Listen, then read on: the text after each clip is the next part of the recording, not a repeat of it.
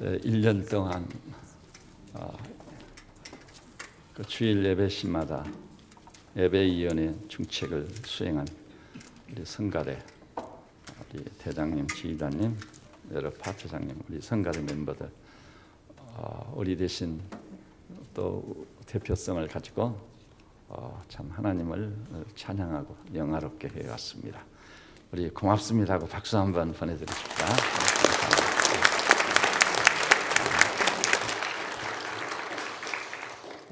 그리고 우리 옆에 계신 교우들하고 이 2부 예배로서는 마지막인데 정말 진실을 담아서 인사말을 나누고 서로 축복해 주십시다. 지난 한 해 동안 감사했습니다. 사랑합니다. 축복합니다. 이렇게.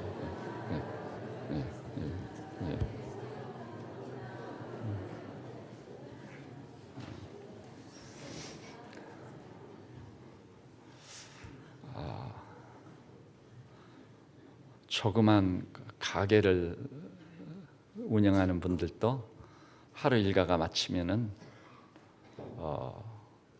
나름대로 결산을 봅니다. 오늘 매상은 어느 정도 올렸는지, 이익금은 얼마나 남았는지 하루 결산을 하는 것입니다. 물론 또 1년이 지나다 보면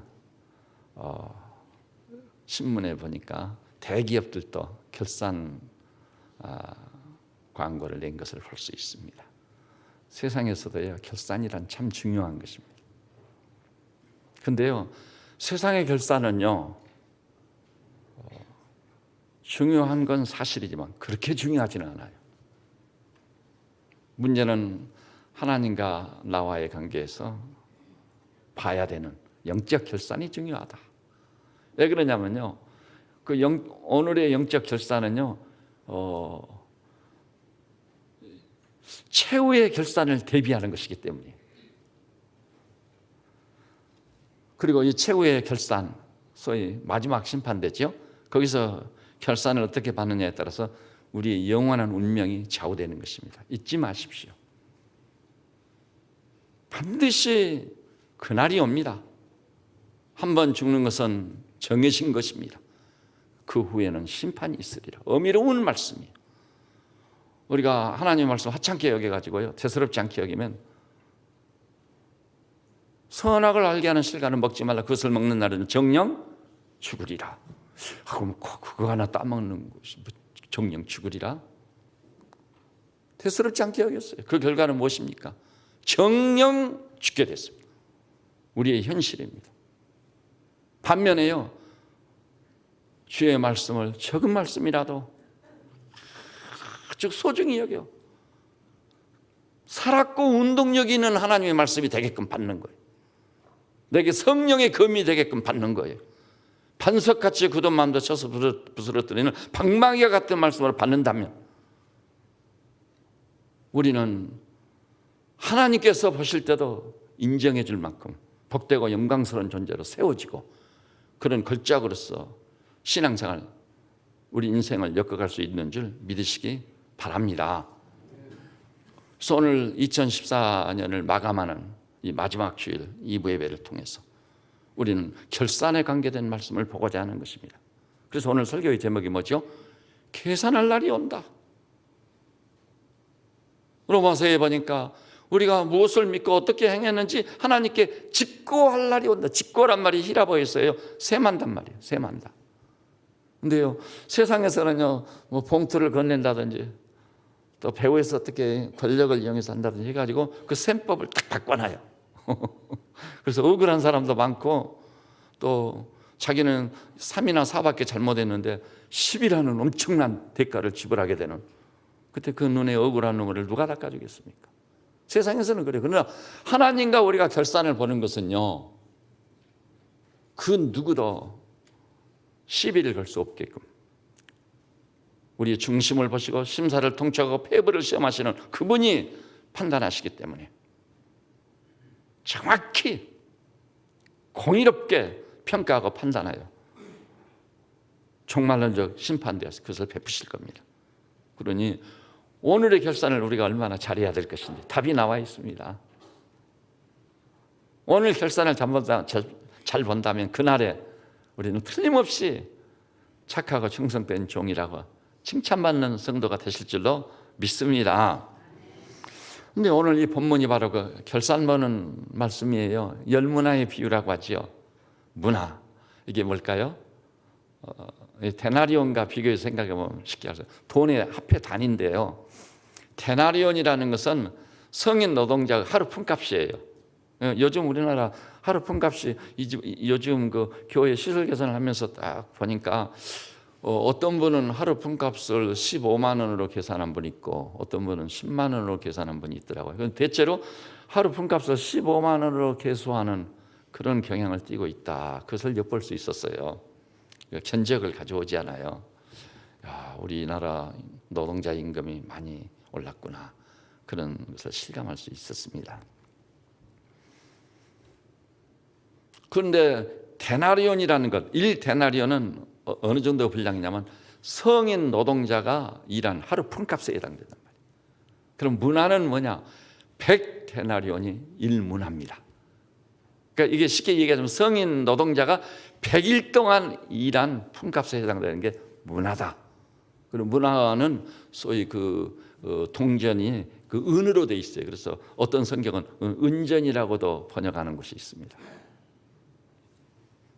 근데 오늘 이 본문에 보니까 이 말씀을 하시게 된 배경이 따로 나옵니다. 11절 하반절 보니까 그들은 하나님 나라가 당장에 나타날 줄로 생각합니다. 예루살렘을 향해 가고 계시는데 제자들과 따르는 사람들이 하나님 나라가 이제 예루살렘이 가까웠으니까 예루살렘에 입성하면 로마를 일거에 완전히 파멸시키고 하나님 백성 이스라엘이 세계 최강의 나라가 되게 할 거다. 이제 예루살렘에 가까웠으니까 무슨 일이 터질 것 같아요. 그것은 로마의 멸망, 이스라엘의 최강, 이렇게 결론 지어질 것이라고 기대하고 가슴이 설레이는 거예요. 다시 말해서 예수님을 향해서 그들이 가지고 있던 메시아관, 구세주관은 어떤 것이었던 것이죠? 정치적인 것이었어요. 지극히 세상적인 것이었어요. 그런데 주님은 아니시거든요. 우리 주님은 하나님 나라를 세우기 위해서 오신 것이지 세상 나라를 세우기 위해서 오신 것은 아니었던 것입니다. 그래서 12절번이 의도적으로 이르시되, 의도적으로 말씀하신 거예요. 어떤 귀인이 왕위를 받아가지고 오려고 먼 나라로 간다. 여기 어떤 귀인은 누구를 두고 말씀하셨겠죠? 예수님 자신이십니다. 이제 십자가에 돌아가실 겁니다. 로마를 멸망시키고 이스라엘을 최강이 되게 하는 그게 아니에요. 십자가에서 돌아가시는 거예요. 인류 구원을 완성하십니다. 3일 만에 무덤을 여시고 마지막 멸망받을 원수 사망을 패배시키고 부활로 승리하실 겁니다. 이거야말로 세상 나라와 상관없이 하나님 나라의 궁극적 승리임을 우리는 알아야 되겠습니다. 우리 인간이 당면한 문제가 뭐예요? 마지막 멸망받을 원수 사망을 확실하게 패배시키고 사망을 대적하여 사망을 너희 쏘는 게 어디에 있으며 너희 이기는 게 어디에 있느냐? 그리스도 예수로 말미암아 우리에게 죽음에 대해서 이기게 하시는 하나님께 감사하노라. 여기 있는 줄 믿습니다. 주님께서 십자가에 죽으시고 3일 만에 부활하시고 하늘나라로 가시는 거예요. 왜 가시느냐? 왕위를 받아가지고 오시려고. 진짜 이제 왕권을 가지고 오시는 거예요. 초림 때는요 왕이시긴 하지만 인류 구속을 완성하기 위해서 하나님 됨도 포기하시고 종의 형체를 입으신 분이에요. 마구간에 오시고 말았어요. 왕이 아니에요. 섬기는 종애들을 친히 보여주셨어요. 그러나 이제 재림하실 때는요 천사장의 나팔 소리와 같이 구름을 타고 광희의 영광 중에 오실 것입니다. 그때 땅 위에 있는 왕들은요 계시록에 보니까 산아 내게 무너져라, 바위야 나를 덮어라. 어미롭게 왕권을 가지고 재림하시는 주님의 종말론적 심판을 면할 길이 없으니까 여러분 사실 이 땅에서의 권력이라는 것은 너무나 많은 죄와 관련되어 있어요. 사실 우리가 이 땅을 살면서 우리 조국이 꼭 필요해요. 그럼에도 불구하고 권력을 가진 자들의 그 죄와 악을 어찌 필설로는 행할 수 있겠습니까? 마침내 종말론적 심판이 쏟아질 줄로 아는 것입니다. 그러므로 무릇 여러분이나 저나 신분이 좀 상승하려든지 권력층에 들어가지 않아요. 잊지 마십시오.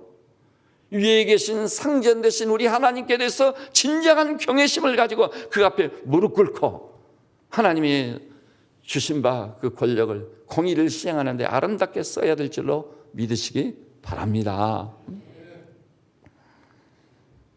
왕권을 가지러 가시는 거예요. 근데 가실 때요, 특이한 어떤 공적식을 행하시는 거예요. 10사람을 딱 불렀습니다. 10문화를 한 문화씩 딱 나눠줬습니다. 그리고 내가 돌아올 때까지 장사하라. 이 말씀을 놓치지 마십시오. 따라서 해볼까요? 내가 올 때까지 장사하라. 한 문화씩 나누신 이유는 장사하라고 주신 것입니다. 그 한 문화씩 맡긴 주인의 의도를 놓쳐서는 안 됩니다. 제가 지금까지 아무리 묵상하고 역사를 제 나름대로 어떤 통찰력을 가지고 바라보고 하나님 말씀을 깊게 상고해 볼 때요, 궁극적으로는요, 하나님의 뜻이 실현되는 거예요. 이것이 우리의 삶의 목표가 되는 하나님의 뜻. 우리 하나님께서는요, 이 통치 대권을 가지고 계신 분이에요. 그분이 그 통치 대권이라는 거, 주권을 가지고, 주권이라고 하죠. 절대 주권. 이걸 가지고 반드시 그 뜻을 이루시고야 맙니다. 그러면 그 뜻이 절절히 포함된 하나님 말씀은요, 천지는 없어질지라도 내 말은 일점 이력도 패하고 다 이루리라. 그렇게 되고야 맙니다. 그래서 그분의 그 뜻을 놓쳐서는 결코 안 돼요. 10문화를 왜 나눠주셨을까? 거기 딱 말씀이 덮쳐있는, 내가 올 때까지 장사하라. 아까 말씀드렸죠. 장사하는 사람들 보니까 조그만 가게를 운영해도 매일 뭘 한다고요? 결산을 보는 거예요. 매상은 얼마나 올랐고 이익금은 얼마나 남았는지. 이 하나님 나라에 있어서도요, 소위 장사에 해당되는 거, 하나님 나라의 경영이라고 볼 수 있어요. 경영. 요즘 경영학이 처음에는요, 이 상대나 경영학과가 있어요. 얼마 안 있으니까 제가 대학교 다닐 때 농업 경영학과가 딱 출연했나, 농업 경영. 근데 지금은요, 모든 것이 경영이 문제. 이제는 교회도요, 교회 경영이란 말이 나왔어요. 교회 경영. 그것은 물론 세상 나라의 경영과는 완전히 다른 거예요. 하나님 나라의 경영이라는 것은 모든 경영하는 사람들이 마땅히 엎드러져 가지고 배워야 될 신국적인 경영, 그것을 배워야 돼요. 그래야 나라가 평안하고 회사가 조용하고 뻗어나가는 거예요. 그리고 그 뻗어나가는 것은요, 남을 짓밟고 올라서는 것이 아니라 상대방과 더불어 사는, 함께 가는 놀라운 역사로서 경영이 비로소 이루어질 줄 알고, 그 경영이 이루어질 때만 미국도 살아야 되고 우리 한국도 살아야 돼요. 요 근래의 대국들을 보면은요, 자기 나라를 위해서 소수민족이나 적은 나라를 그냥 무슨 벌레 밟듯이 그냥 밟고 지나가는데 굉장히 위험한 짓이에요. 나중에 그건 하나님께서 종말론적 심판을 하시게 되는 것입니다. 그래서 우리 대한민국도요, 반드시 그걸 잊어서는 안 돼요. 우리 백성들이 마음을 먹어 뜻을 먹어 물질도 모아가지고 우리보다 훨씬 못한 나라들을 섬기는 자세로 종의 도를 실현해서 그들도 잘 되고 우리도 잘 되고 윈윈이라는 게 있지 않아요, 세상 나라에서도. 그렇단다면은 아마 베트남 가가지고요, 우리나라가 한국인들이요, 월남전에서는 아주 잘못했는데 그 이후에 그것을 불식시키고 사업하는 사람들, 그리스도인들이 가가지고 선교사들이 가가지고 그랬어요. 그런 결과 이번에 어떻게 됐죠? 우리 대한민국이 또 베트남에 일본을 제끼고 미국을 제끼고 제일 많이 투자했어요. 70억 달러인가? 맞습니까? 투자했어요. 그래서 신문에 뉴스에 딱 나왔더라고요. 베트남이 우리 한국을 다 쌍수를 들어 환영하고 맞이한 거예요. 왜냐하면 우리 한국적 마인드가요, 베트남에서 선교사님들을 중심으로 해서 당신들도 살고 우리도 살고 당신들의 승리가 우리 승리다. 그러니 환영받을 수밖에요. 동남아 가보세요. 저 산간지대에 가면 일본 사람들이 복숭아나무 다 심어놓고 오래전에, 그러고 동남아 도시를 쌩쌩 달리는 차들은 전부 일본 차였어요. 그런데 일본은 경제 동물이라고 했잖아요. 슬슬 뭐 주는 듯이 해가지고 다시 탁. 그러니까 우리 대한민국이 베트남에서 일본을 넘어선 거예요. 하나님의 은혜인 줄 압니다. 이런 마인드를 가지고 경영을 해야 돼요. 근데 이렇든 저렇든 내가 돌아올 때까지 장사하라. 그런데요, 14절 보니까 어때요? 그 백성이 왕권을 가지고 돌아올 그분을 미워해가지고 사자를 뒤로 살며시 보내서, 자, 이게 악인들이 하는 상투적인 수법이요. 정정당당하게 투명하게 일을 하지 못하고 뒤로 싹 돌아가가지고 우리는 이 사람이 우리 왕됨을 원하지 않습니다. 야, 이거 이 세상 나라의 방법이에요. 그래서 세상 사람들은 이것을 뭐라고 말하죠? 뒤통수를 친다고 말해요. 가만히 있는데 그냥 갑자기 와가지고 뒤통수를 치니 믿거라고 가만히 있는데요. 치명적인 거죠. 이 세상 나라가 일하는 방식은 그거예요. 우리는 저 사람이 우리 왕됨을 원치 않습니다. 그러니까 우선요, 왕 대신 그분의 사랑과 긍휼과 자비를 탁 거부하고 그 사람을 배격했습니다. 그럼에도 불구하고 하나님 나라의 왕국은 실패로 끝나지 않는 거예요. 마침내 15절 보니 귀인이 왕위를 받아가지고 돌아왔습니다. 그래서 은하를 준 종들이 각각 어떻게 장사해야 하는지를 알고자 하여 그들을 불렀다. 여러분 기억하십시오. 이 15절 이 말씀이 아주 중요해요. 문화를 한 사람씩 다 맡겨주고요, 그것으로 끝이 아니에요. 반드시 평가받게 될 날이 오는 거예요. 은하를 준 종들이 각각 어떻게 장사하였는지, 아까 은하를 주면서 뭐 하라고요?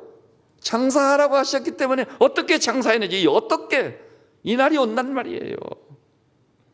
알고자 하여 그들을 불렀습니다.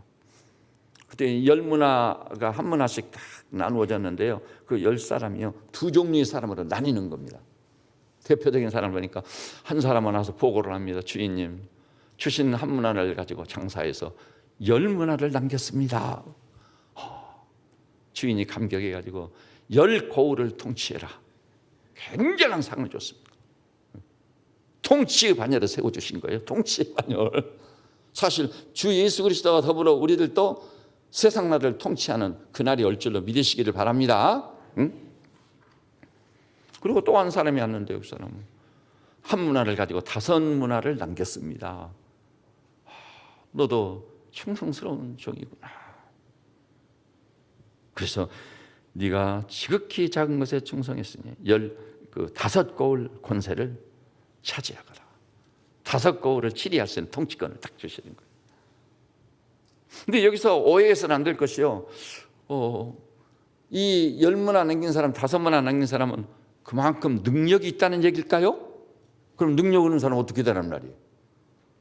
근데 뒤에 보니까요, 이제 또 한 종류의 사람이 있어요. 한 문화를 가지고 그 사람은 수건으로 탁 싸놨어요.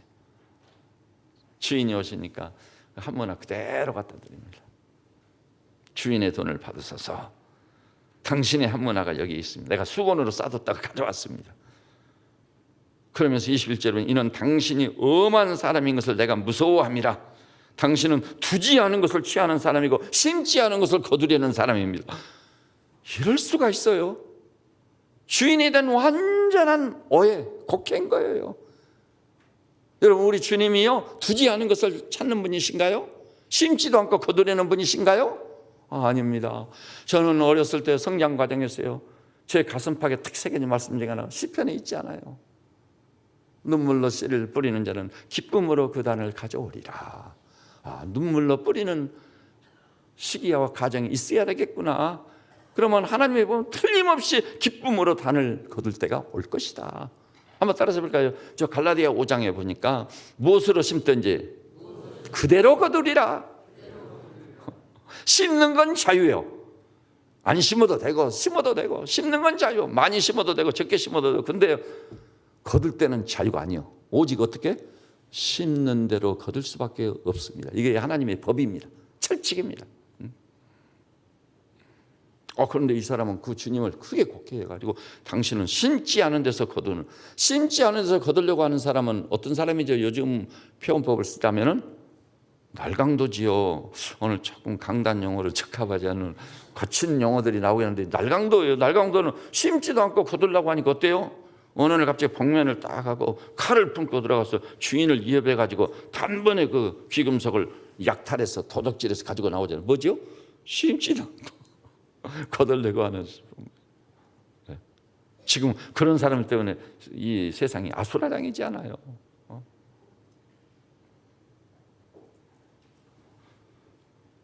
그런데 우리 주님은 그런 분이 아니세요. 무엇을 심든지 그대로 거두리라. 항상 제 가슴에 살아있는 말씀, 귓전을 때리는 말씀이에요. 그러니까 여기 한 문화 가진 사람이 내 중에요, 죽임을 당하지 않아요. 죽임을 당했던 결정적인 이유가 본문에 나와 있어요. 첫째는 왕됨을 원하지 않았다. 왕됨을 원하지 않은 거예요. 이 본문을 곡해하면은요, 한 문화 그대로 가지고 온 사람은 능력이 없어서 그랬는데 그걸 탓할 수가 있겠느냐? 능력이 없어서 탓한 게 아니에요. 장사하라고 했어요. 능력의 문제가 아니라 순종의 문제인 거예요. 일을 남기든 안 남기든 주인이 장사하라고 했으니까 그걸 가지고 나가서 내가 장사해버리라. 내가 당신의 뜻을 받들어 장사하려 하니 주님 도와주십시오. 함께 해주십시오. 장애물이 있으면 그 장애물을 제거도 해주시고, 홍해가 가로놓여 있으면 그 갈라지기도 하시고, 여리고가 버티고 있으면 무너뜨려 주시고. 그래서 이 종이 주님이 맡기신 그 달란트를 가지고, 이 문화를 가지고 장사를 하려 하니 거둘 수 있는 열매가 풍성하게 하시고 좋은 결실을 수확하게 해주십시오. 그래서 주님을 기쁘시게 하고 그 주의 거룩한 뜻을 이루어드리고 싶습니다. 그런데 이 사람은 어땠어요? 그런 마인드가 있었어요? 없었어요? 전혀 없이 한 문화를 갖다가 수건으로 싸가지고 딱 놔둬버린 거예요. 장사하라고 뭐 이거 주인의 뜻이나 주의 말씀은요, 귓전에 있질 않아요. 그리고 오히려 주님이 왕 되는 것을 원하지 않는다고. 다시 말해서 우리 주님은요, 왕으로서 그분의 뜻을 면면히 펼쳐나가시는 거거든요. 그런데 왕됨을 원치 않으니까 그분의 말씀도 행하지 않아요. 그분의 뜻을 이루어드리지도 전혀 않은 거예요. 그 마인드가 문제인 거예요. 그걸 탁 수건을 써서 놔두고 엄청난 영적 게으름을 피운 거예요. 마음의 자세야, 마음가짐입니다. 오늘 여기 나와서 우리 교우들께서는요, 꼭 세상 장사하는 것과 정확히 일치시켜 이해하려 하지 마시고, 하나님 나라의 경영이라는 것은 장사를 힘써 하는 거예요. 이익이 남고 안 남고 그것은 둘째 문제예요. 그분이 장사하라고 명령을 받았으니 내가 최선을 다해 장사하겠습니다. 주님이 은혜 주시고 복 주시면 좋은 열매를 맺을 줄로 믿습니다. 그리고 눈물로 씨를 뿌리는 이 작업을 계속해서 하시기를 바랍니다. 그러면 때가 되면 기쁨으로 단을 거두는, 뿌린 대로 수확하는 놀라운 역사가 있을 줄 믿습니다. 게으름을 피우고 안일에 빠져요. 그러면 안 된다는 거예요. 그러나 여기 장사하라는 것이죠. 것이 하나님 나라적인 경영을 의미한다는 것은 놓치지 마십시오. 여기 세상에서요, 막 물질로 투자를 해가지고 뭐 가게를 키우고 뭐 사업을 키워가지고 그것이 아니에요. 때로는 그것도 속할 수 있는 일이지만 이건 신국적인 경영을 의미하는 거예요. 하나님 나라에 있어서. 여러분과 제가 받은 바 문화가 있다면 뭐죠? 영적으로 해석한다면 허물과 죄로 죽었던 우리를 그리스도의 보혈로 정결케 하시고 우리를 구속하여 하나님의 자녀란 최고의 신분을 주신 주님을 찬양할지어다. 그래서 우리는 하나님의 자녀가 된 겁니다. 하나님의 우주의 왕자, 우주의 공주인 거예요, 우리는. 그리고요, 우리에게요, 하나님의 자녀로서 아버지의 뜻을 이루며 살라고 우리에게 말씀을 주신 거예요. 말씀. 정말 저는 하나님 말씀을 볼 때마다, 묵상할 때마다 과연 하나님의 말씀이다. 이 말씀을요, 뭐 간단하게 대수롭지 않게 생각하는 게 아닙니다. 이 말씀은 제게 있어서는 아주 결정적이고 절대적인 겁니다. 베드로처럼 너희도 가려느냐? 생명의 말씀이 주께 있사오며 우리가 네게로 가오리까. 생명의 말씀으로 말씀을 받을 수밖에 없습니다. 과거에는요, 말씀이 수면제 역할을 톡톡히 하는 때가 있어요. 어떻게 잠이 좀 안 오고 그러면 일찍 자려고, 또 시험 때 일찍 자고 새벽에 일어나려고, 제가 새벽잠이 없으니까요. 근데 그럴 때는 영락없이 성경이에요. 성경 딱 펴고 누워서 이렇게 뭐 무슨 몇 절 보기도 전에 잠이 스르르 오는 거예요. 그러니까 제가 장깨를 부려가지고 전기 스위치를 딱 누워서 끌 수 있는 데 딱 내려놓고 잠이 딱 오면 그만 불만 딱 끄고 자는 거예요. 진짜 수면제로서는 효과가 대단해요. 대단해. 근데 언제부턴가 그 말씀이 깨달아지고 달기가 꿀 같더니 종일 그 말씀을 묵상하게 하시더니 하나님의 말씀은 살았고 운동력 있어 좌우의 날선 어떤 검보다 예리하여 혼과 영과 관절과 골수를 찔러 쪼개버린다. 할렐루야. 맞습니다. 그래가지고 에베소서에 있듯이 그 말씀을 성령의 검으로 받는 거예요. 성령의 검으로 말씀이 내게 다가오는 거예요. 압도적으로. 그래서 성령의 검으로 내게 다가오니까 병든 심령을 수술해버리는 거예요. 죄들, 악들, 은폐된 죄 수술해가지고 새롭게 빚어넣는 거예요. 여러분, 하나님의 말씀이요 여러분의 각성으로 말미암아 성령의 검으로 임하시기를 바랍니다. 그게 내게 복이 돼요. 소설 읽을 때는요 나 눈물도 흘리고 감동 먹고 디마 호이스가 쓴 춘이라는 소설을 읽으면서 이불을 뒤집어 쓰고 중학교 2학년 때 얼마나 울었는지. 그런데 그것이 나를 바꾸지는 못했어요. 그 디마 호이스가 그리고 있는 그 춘이에 나오는 그 주인공의 그 아름다운 사랑 때문에 그냥 완전히 사랑에 넋을리고 울었던 거예요. 어린 마음에. 나도 이렇게 순수한 사랑을 한번 해봤으면 그런 소원도 있었겠죠.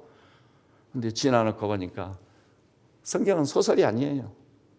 살았고 운동적인 말씀, 성령의 검으로 와가지고 존재 자체를 흔들고 수술해버리고 새롭게 세워놓는 거예요. 나도 나를 몰랐는데 마음의 생각과 뜻을 능히 감찰하는 놀라운 말씀인 거 믿으시기를 바랍니다. 그리고 나 여호와가 말하노라 내 말이 불같지 아니하냐 반석을 쳐서 부스러뜨리는 방망이와 같지 아니하냐. 정말 우리 인간의 마음은 너무 완악하고 강팍해요.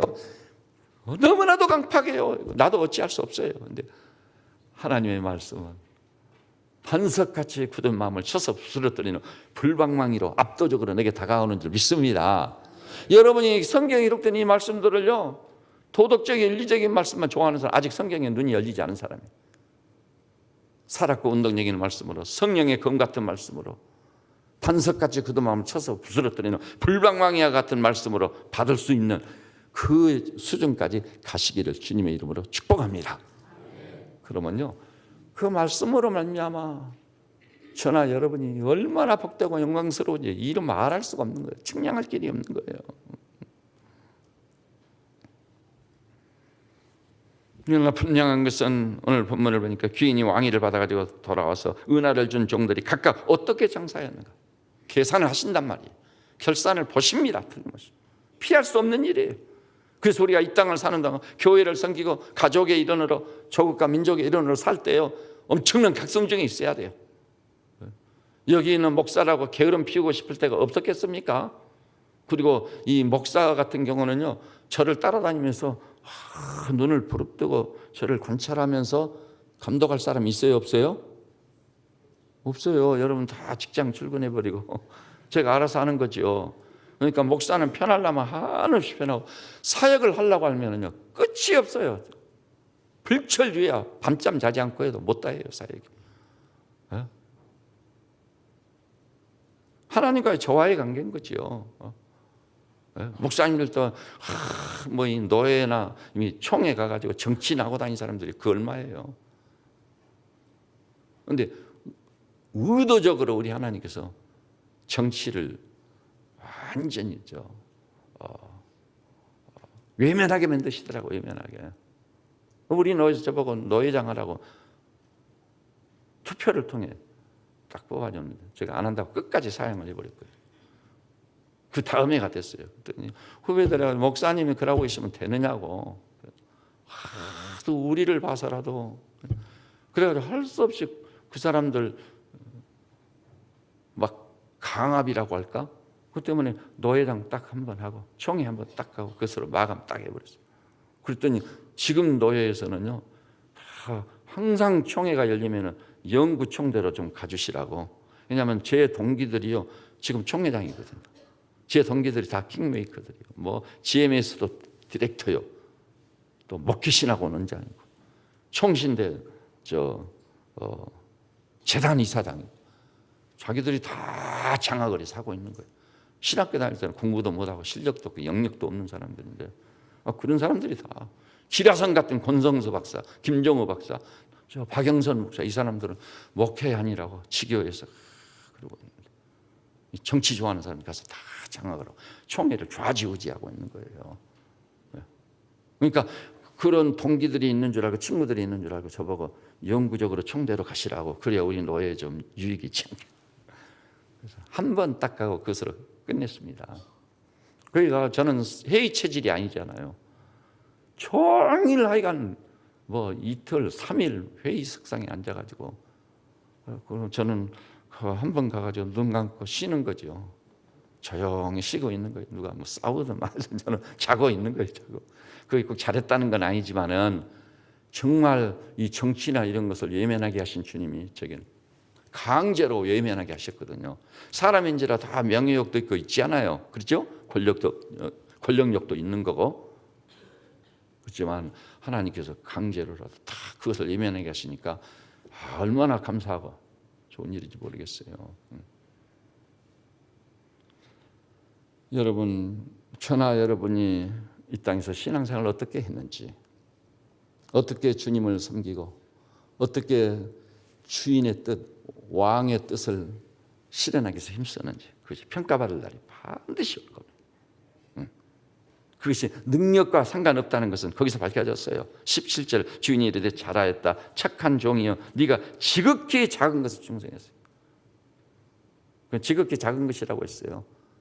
그 능력과는 관계가 없어요.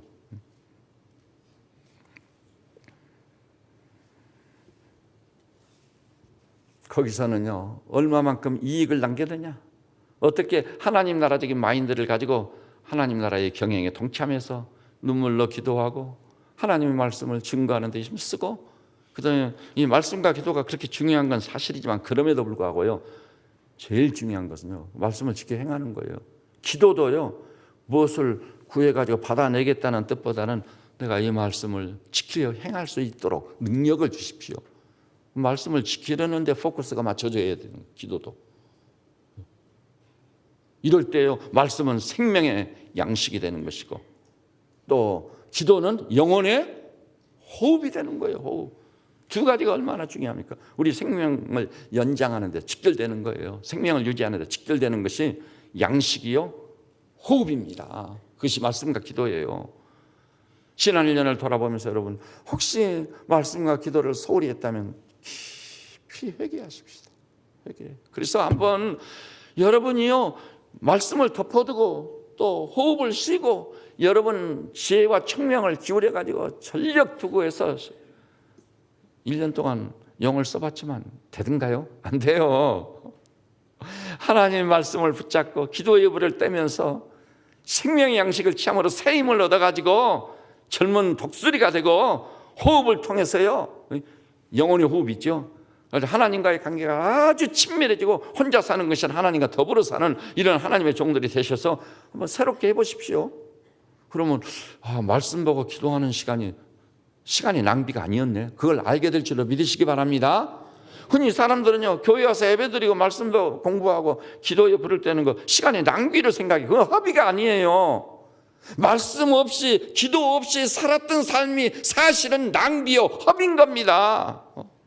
여러분 우리 인간사라는 것이요 능력이 있다고 잘 되는 게 아니에요. 또 어떤 지혜와 청명이 있다고 잘 되는 게 아니에요. 제한적입니다. 그것은 하나님의 말씀을 붙잡고 기도의 불을 떼면서 믿음으로 진격해 가면은 그 말씀을 내신 신적 수준과 차원을 우리가 살게 되는 줄 믿으시기 바랍니다. 그래서 IQ가요 80밖에 안 되는 사람도 어리석기 때문에 무지몽매하기 때문에 하나님 말씀 굳게 붙잡고 그 말씀대로만 행해버렸어요. 살든 죽든. 그러면 그런 신적 차원을 사는 거예요. 놀라운 역사가 있는 것입니다. 다른 면에서 접근해 가시도록 하세요. 그리고 여러분 우리가 영적인 신앙생활을 평가하고 판단하는 데 있어서요 전도라는 게 있잖아요. 내가 예수님을 구원자로 발견하면 그 그리스도를 입으로 시인하지 않고는 견딜 수가 없는 거예요. 한 영혼을 천하보다 귀하게 여기게 돼 있는 거예요. 그래서 전도를 뭐라고 하죠? 영혼의 운동이라고. 운동. 요즘 운동에 열풍이 불었죠. 굉장합니다 지금. 제가 얼마 전에 운동기구 하나 사볼까 하고 여기 능글상거리에서 강지 쪽으로 하는데 헬스 그 가게가 있거든요. 거기 가서 이것저것 물어보니까요. 야, 그분이 사장님이 직접 시범을 보이면서 운동기구를 설명하는데 요즘처럼 나는 그런 희한한 운동기구 있다는 것을 새롭게 알고 깜짝 놀랐습니다. 별의별 운동기구가 다 있더라고요. 여지가지로 운동하게 만드는 거예요. 근데 가만히 속셈을 보니까 사람들 주머니에서 돈을 꺼내가려고 아이디어들이 비상한 거예요. 비상해요. 사실 안 사고 왔습니다만은 안 사는지 못 사는지 잘은 모르겠습니다. 그냥 왔어요. 근데 이렇든 운동 열병이 분 이유는 뭐죠? 우리 건강을 유지하는데 생명이 약동하는 삶을 사는데 운동이 결정적이니까. 운동 안 하면 안 됩니다, 여러분. 근데 영혼의 운동이 뭐라고요? 전도입니다, 전도. 이상하게 복음을 전하면 내가 살아요. 내 속사람이요, 활기차죠. 제가 살고 있는 아파트였어요. 다 알지 않아요, 목사인 줄. 이웃분들, 또 관리소의 직원들, 관리소장님 다 관계성이 있지 않아요. 근데 제가 목사라는 걸 다 알고 또 저도 그분들에게 복음으로 접근해야 되겠다 해가지고 이 복음으로 그분들을 섬기기를 시작해봤어요. 처음에는 다들 5층, 7층 올라가는 그 사인 있잖아요. 엘리베이터 딱 타면 그곳에 시선이 다 집중돼 있거든요. 그것만 바라보고 있어. 몇 층까지 가는가. 가만히 있어도 땡 할 텐데. 서로 그래서 쑥스럽고 소통이 전혀 안 되고 분위기가 엘리베이터 분위기가 굉장히 무거운 거예요. 그것을 탁 깨고 어쩌면 요 큰애가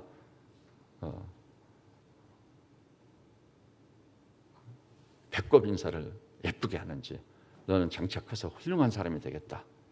하나님의 은혜로 훌륭한 사람이 되거라. 그러면 교회도 안 다니는 안 믿는 젊은 엄마들도요. 그 훌륭한 사람이 된다는 말이 그냥 정신이 없는가 봐요. 그래서 야, 얘 빨리 예해라. 그래서 예하는 게 아니라 아멘 하는 거다. 근데 그것에 대해서 거부 반응이 없어. 거부 반응이 없어. 이런 방법 저런 방법으로 접근해 가지고 처음에는 막 대적하고 우리 101호에 사는 그 가정은요. 이제 불교신자예요. 그래서 불자의 집 딱 붙여놓고 옆에다가 새해가 되면 항상 뭘 붙이죠? 부적. 지금도 부적 붙어 있어요. 그래서 제가 한문을 옛날에 조금 읽었기 때문에 그 팔자성어를 제가 딱 아는 거죠. 딱 붙여놨어요. 근데 오퍼업사무소에 일 보러 가는데 그 집 아주머니가 뭐 일일 봉사한다고 나와 계시더라고요. 그러더니 저를 발견하고 그렇게 반가워서 목사님이 뭐 읍사무소에 웬일이시냐고 이리 오셔서 차 한잔 하시고. 근데 그 양반은 불교신자고 나는 교회 목사니까 불교신자들이 유난히 기독교에 대해서 부정적이지 않아요. 그냥 안 지나가요, 불교신자들이. 그런데 그냥 그분이 왜 그렇게 됐을까요? 그래서 그리스도의 마음을 품고 접근해서 이 얘기를 건네다 보니까 장애물이 저기서 장벽들이 다 무너졌어요. 그리고 마음의 문을 연 것이죠. 오늘 여기 나서 우리 성도님들이시오. 저 사람은 조폭같이 생겼으니까 안 받을 거다. 저 사람은 냉기가 딱 도는 것 보니까 절대 복음이 맥히지 않을 거다. 여러분이 스스로 판단하고 평가하지 마세요. 사실 조폭이라 할지라도 그 상대방이 냉기가 막 흐르고 있을지라도 그리스도의 심장으로 접근하면 성령이 역사하시면 문이 열리고 말씀을 받고 그리고 심지어는 존재가 변화되어 구원까지 받는 놀라운 역사가 있을 줄 믿으시기를 바랍니다. 이런 것이 다 뭐예요? 장사하는 거예요. 영적으로 장사하는 거, 경영하는 거예요. 그런데 무엇보다 중요한 게요. 모이게 힘쓰는 겁니다. 제가 목회를 해보니까요. 유명한 장 칼뱅이 그랬어요. 교회는 구원의 모체다. 무엇 때문에? 교회가 가지고 있는 여러 가지 집회들 있잖아요. 모임들. 예배도 있고 또 무슨 뭐 성경 강해, 바이블 스터디 다 있잖아요. 목장 모임. 근데 교회가 가지고 있는 목사님 뭐 목장에 가야 되고 수요일 날 뭐 금요일 저녁 기도에 새벽 기도 도대체 세상 일을 논지하고 그렇게 합니까? 근데요. 초기 기독교 공동체 보니까 날마다 모이게 힘쓴 겁니다. 그리고 초기 기독교 공동체 흔적을 들여다보면요.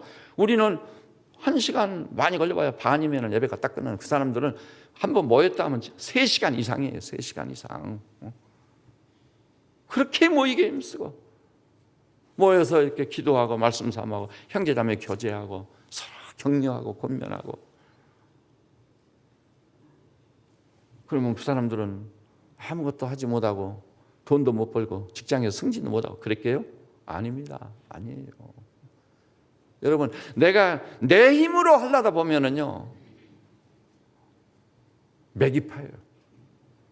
지치고 피곤하기만 해요. 근데 깊이 기도해서 하나님이 그 일에 개입하시겠다 하면, 하나님이 주도하시게 하면, 나는 힘을 안 썼는데 더 놀라운 역사가 나타날 줄 믿으시기 바랍니다. 그래, 여러분 그걸 알아야 돼요. 그래서 항상 제가 여러분이 늘 따라서 해서 기억하시죠? 한번 따라서 볼게요. 기도란 생산성이 가장 높은 최대의 노동이다. 기도가 시간의 허비나 낭비가 아니에요. 주님과의 관계에서 그 주님의 마음을 얻어버리면 여러분은 힘을 안 썼는데 저절로 되는 거예요. 누가 요한복음 15장 있잖아요. 포도나무, 나는 포도나무, 너희는 가지다. 그래서 포도나무 가지가 원줄기에 딱 붙어 있기만 하면 가지는 어떻게 열매를 맺는다고요? 절로 열매를 맺나니. 여러분, 절로 열매를 맺는 그 길을 달려가시기를 주님의 이름으로 축복합니다. 밤잠 설치며 이런 생각 저런 생각 그렇게 해가지고 안 돼요. 밤잠 설치지 마시고 이 교회가 가지고 있는 공적 집회에 오십시오. 그러면요, 다양한 말씀을 듣고 이 주일날 이 예배에 한번 참여해가지고 여러분이 받는 말씀은요, 그 말씀이라고 보기도 어려워요. 왜냐하면 다른 날 제가 말씀 강의할 때는요, 완전히 순도 100%의 말씀을 증거하지 않아요. 제가 에베소서도 다 했습니다. 빌립보서도 다 했습니다. 언젠가는 새벽에 제가 요한계시록도 다 했습니다. 시편도 다 했습니다. 창세기도 다 했습니다. 그런 말씀을 다 들었단다면 우리가 말씀으로 얼마나 심령이 부여했겠습니까? 새해부터는요, 지난 한 해를 거울로 삼아 한번 구원의 모체로서 교회의 힘을 인식하시고 교회가 가지고 있는 공적 집회에 최선을 다해 참여해 보시기를 바랍니다. 그것이 습관화되면요, 그것이 여러분의 복이 되고 여러분 집안의 복이 될 것입니다. 그리고 자녀들한테도요, 우리 선진께서는 주일 각종 집회에 빠진 일이 없었다. 저도 인상 깊게 남은 것 중에 하나가 저희 선친이 아버님이 서울까지 오셔가지고요, 아니 서울에 있는 아들이 나간 교회도 나가고 그러면 좋으련만 기어이 고향교회를 가겠다고 가버리세요. 새벽같이 일어나서 가시는 거예요. 고향교회를 간다는 거예요. 고향교회나 여기 있는 교회는 똑같은데, 근데 고향교회, 자기 성기는 교회에 대한 정성이 너무나 지금 그래서 거기 인상 깊게 남아있어요. 그래서 새벽 2시, 3시면 일찍 일어나셔가지고 그저 뭘 위해 기도하시는지는 잘 모르겠어요. 뭐 거적대게 쓰고 있는 거리에 있는 거지들을 목포에 자주 다니셨거든요. 그래가지고 그 다음날 갔더니 얼어 죽었는지, 너무 추우니까요, 잘 곳이 없잖아요. 6.25 직후에는. 얼어 죽었는지 없더라. 따뜻한 빵도 사다 주고 물도 떠다가 주고 그랬는데 집까지는 마련해 주지 못했잖아요. 추위를 지나다가 죽은 거예요. 얼어 죽은 거예요. 그런 게 굉장히 인상 깊게 남아있어요. 여러분, 여러분이 소속에는 여러분의 가정을요, 이렇게 신앙의 명문 대가로 이루셔서 장사, 영적인 장사, 하나님 나라적 경영에 승리하는 하나님의 종들이 되시기를 우리 주님의 이름으로 축복합니다. 그래서 우리가 소속해 있는 대한민국도요, 세상 나라가 되게 하면 아수라장이요. 세상 나라는 원래 아수라장이요. 너 죽고 나 죽고 하자는 거예요. 네가 죽어야 내가 살고, 내가 이겨야 너는 패배다. 이게 세상 논리잖아요. 근데 하나님 나라의 경영은 그게 아니에요. 서로 더불어 내가 존재하는 일은 너를 살리기 위해서, 네가 살아야 내가 살고, 네가 행복해야 내가 행복하고, 이것이 하나님 나라의 진정한 경영인데, 이런 신국적 경영을 통해서만 세상 나라도 행복하고 세상 나라도 굳건히 세워져 가는 거 믿으시기를 바랍니다. 지금 세상에 이 경제가 이렇게 어려운 것도요, 저는 경제학을 전공한 사람 아니에요. 그래도 대학 다닐 때 제가 경제학 원론 공부 열심히 했습니다. 그리고 더 나아가서 목사로서요, 하나님 나라의 경제 원리를 제가 늘 생각하고 묵상하고 책도 보고 하거든. 신국적 경영. 하나님 나라의 경영의 기본 ABC는 뭐죠? 눈물로 씨를 뿌려 기쁨으로 단을 거두는 거예요. 우리지도 않는데 거두는 것은 세상 경제 이거요. 그래서 세상 경제학 원론을 딱 보면 서론에 뭐라고 그랬죠? 경제란 뭐냐? 최선을 다해 적게 심어가지고 많이 거두는 거다. 도둑놈이 되라는 교훈을 주고 서문부터 우리나라에 내놓으라는 경제학자들이 서론에 그렇게 다 썼어요.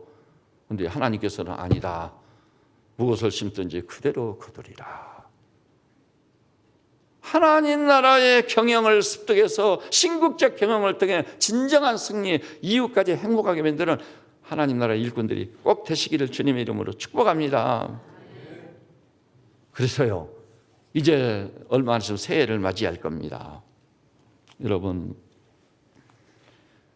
혹시 이렇게 생각하시는 분 있으실 수 있어요.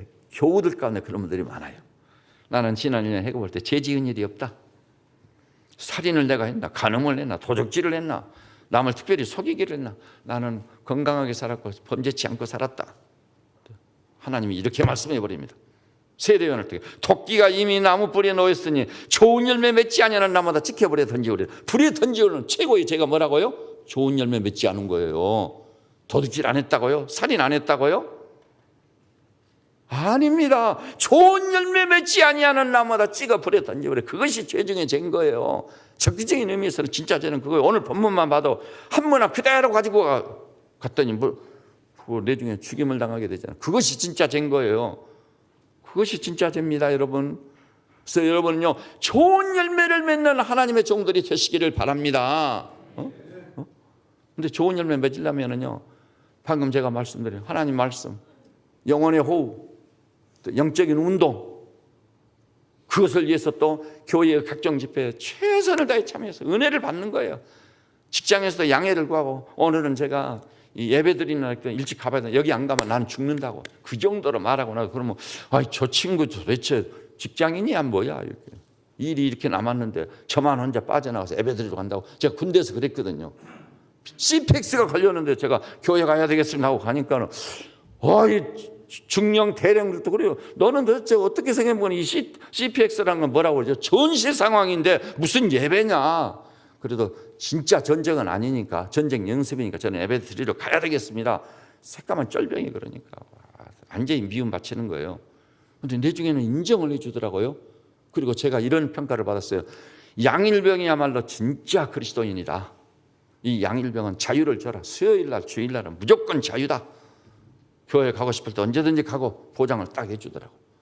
그리고 그런 저를 존중히 여겨주더라고요. 존중히 여겨주는 거예요. 그래서 우리 예비군 참모 양반은요, 사단장, 부사단, 예비 부사단 여기 있어요. 예비군 사단장이거든, 그분 지휘서신 같은 나보고 다 쓰라고 하는 거예요. 제가 다 썼는데 제가 사용하는 문장은요, 너무 위대한 문장이어가지고 군대 용어로는 잘 맞지 않아요.